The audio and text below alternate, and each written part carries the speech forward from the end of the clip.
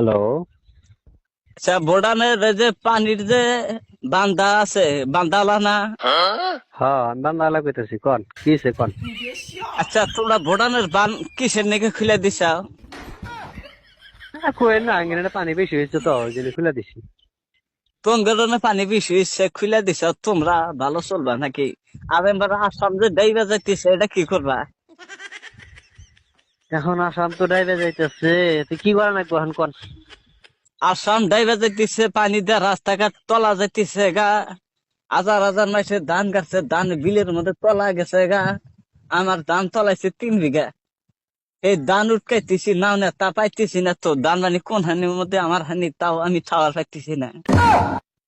খাওয়ার পাইতেছেন না? না, বুড়ি মানুষ, আমি তো উঠকাইতেছি, পাইতেছি না। তাহলে এখন কি করা লাগবো, হেডা কোন দেখি। পানি কম, আজকে দিনের